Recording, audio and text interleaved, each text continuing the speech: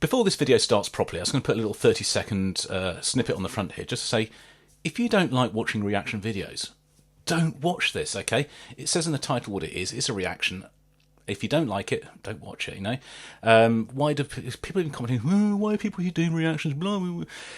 You know what? People like it, and people are asking for it. I'm learning stuff, and it's quite fun, you know, to share music with other people and to have that sort of sense of community when you listen to stuff. So I say, if you don't like it, don't watch it, hey? Hey, hi, it's Sunday morning, it's Jim. It's time to do some Tool. And, God damn it, you lot are... I've never had so many requests to do songs, apart from probably Nightwish. That was fairly bloody goddamn crazy as well. But you know what? I've listened to two of the songs on here, and another one which was Schism, which I've heard by myself a long time ago, and I really like it. I'm not going to sort of do Tool videos every day or anything like that, or maybe not even necessarily every week. I'll steadily work through them, because I have a feeling, and by the tone of your messages and in the comments, there's a lot there of absolutely top class material. So yes, I do want to listen to it. I want to get there, but I can't dedicate a channel to one band, so that's not going to happen. But just to keep you guys quiet, I'm going to do another one, and this is Lateralus, which is the title track from the album Lateralus by Tool, as of course you all know. I've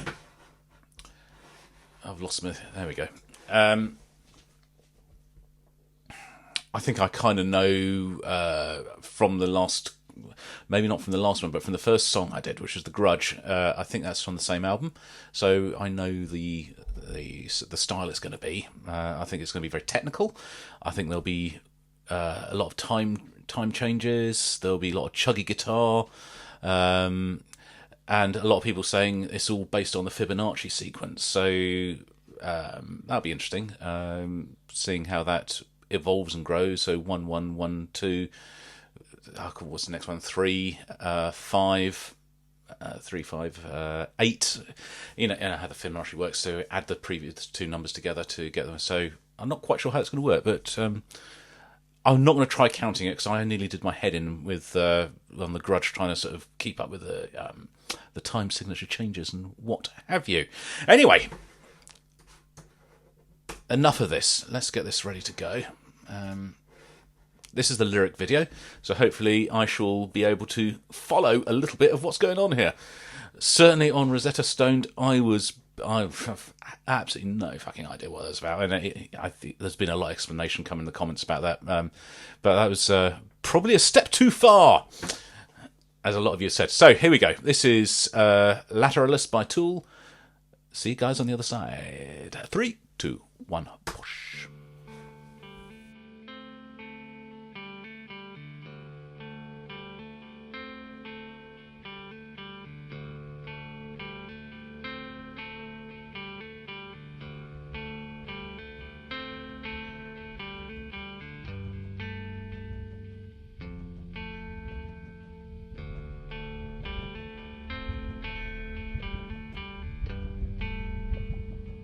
I thought it was distortion, but it sounds like an ultrasound of a heartbeat or something.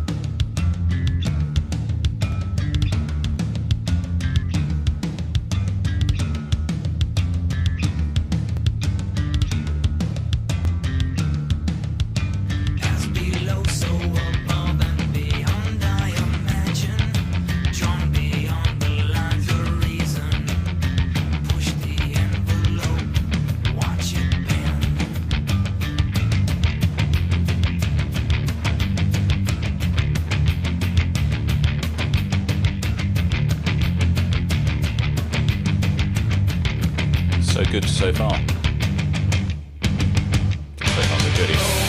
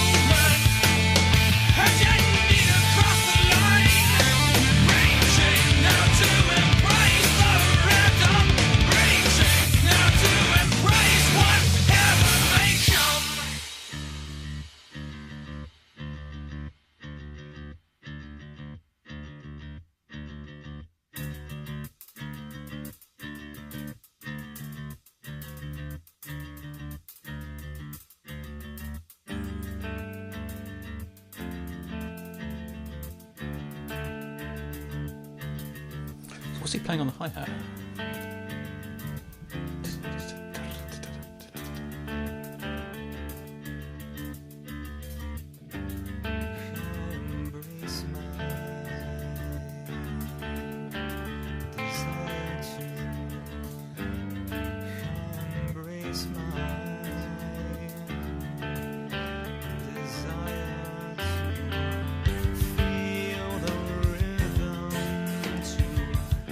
Feel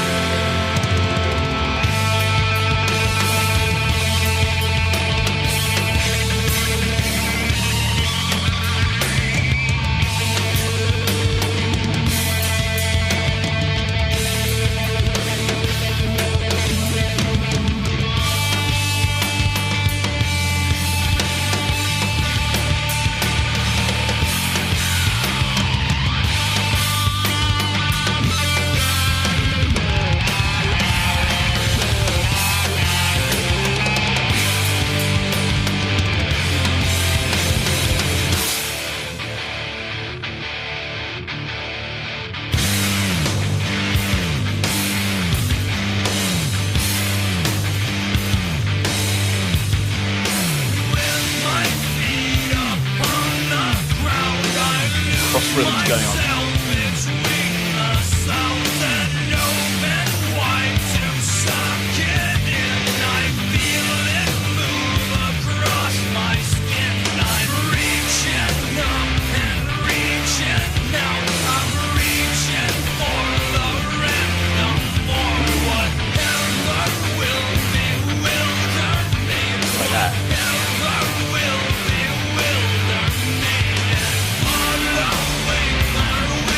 Changed again. Oh, this is fucking awesome.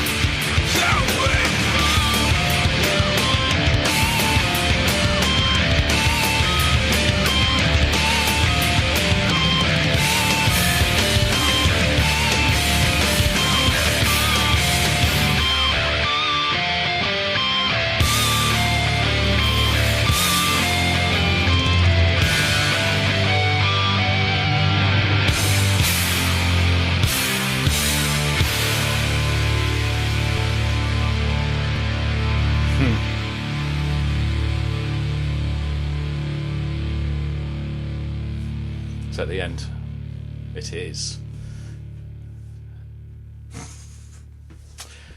Oh my God. Well, they're all right, aren't they? That's not a bad little band. They are not bad at all, hey? Lateralus. I didn't even try following the Fibonacci sequence thing. Everyone says it's in there. I assume it is. I'll go with that if it is. What I will say is that was phenomenally complicated and technically very, very difficult. There were so many changes, and not everything was changing at the same time. Towards the end there, a lot of cross rhythms. So the guy singing was singing in one time signature, the drums were in a second, and the guitars and the bass were in a third. But it's all working, it was all syncing up every sort of like 12 or 15 bars, it all came together again, then went off and did its own thing, and then came back again. Oh, that's genius. And there was a little bit there at the end, towards the end as well. There was this, I think it was the bass guitar, had this woo, woo noise, and it sort of kept rising up and dropping. I love that. Love the little details. Love the little details in this. He sounds a lot like Chris Cornell, doesn't he? He's if you listen to Audio Slave or Soundgarden, so he got the same sort of timbre to his voice. I can't remember what's the singer called? Maynard. Mallard. That's a duck. It's not a mallard. Anyway, it's who. It doesn't matter. Similar sort of tone to his voice.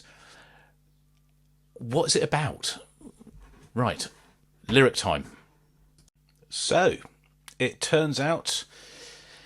I don't know what it turns out to be. I'm just on Wikipedia at the minute, looking at some of the lyrics on here, and how it's been interpreted. Some people saying it's talking about North American Aboriginals and themes of colours that appear over and over again in their stories, as in the sort of the black, white, red and yellow. It could be about the order of colours seen while they're under the influence of LSD, apparently.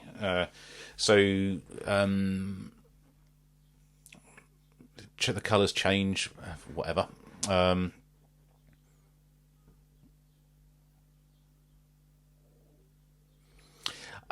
don't know. I guess everyone's got their own interpretation of it. He certainly does. Old Mallard. Then it goes on to talk a little bit about the mathematical significance. So this is what I was saying about the Fibonacci sequence in there. The Fibonacci sequence, I think I said this at the beginning, you got 1 and 1, then 2. 1 and 2 is 3, 3 and 2 is 5, 5 and 3 is 8, 8 and 5 is 13, and so it goes on. So it goes up and down like that. But I think he sings it with the syllables accenting each of the different numbers. Why am I telling you this? You know this. You all know. You're telling me to listen to this. I'm just letting you know I understand it. I've got it. Okay.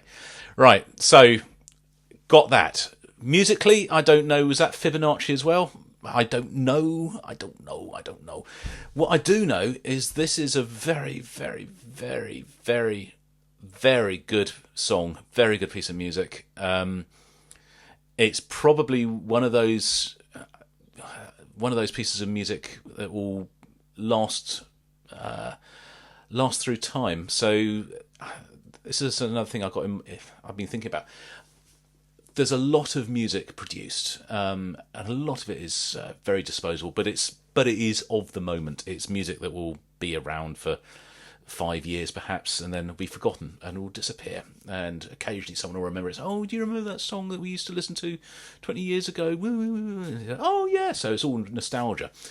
There is that, but there's also through time there has been great music which has absolutely lasted through time. If you think, go back sort of like 300, 400, 500 years, the classical music or the Baroque music or the symphonic stuff that is listened to today is absolutely the best of the best. I'm sure, absolutely sure, there was an absolute ton of other music that was around at the time that never lasted or never was not good enough to be remembered much beyond its time. So as we come into the 20th, 21st century, there is music, I think, that because of its significance, because it is so good, because it has done something different, will be remembered and will be passed down sort of generation to generation to generation. So I'm thinking probably things like Elvis Presley will be there, the Beatles will be there, probably Queen, Rush may be there as a sort of a side note, although great now and people love it. Will it stand the test of time? It may do, but it may be one of the smaller great composers. But I think stuff by Tool may be there as well, because this is really, really, really clever brain music. It's cerebral. And it's good, and it does something different. I'm reading too much into this, perhaps, but it is what it is. Anyway, I'm prattling on and rattling on, and I'm taking up too much of your Sunday, so I'm probably going to stop now.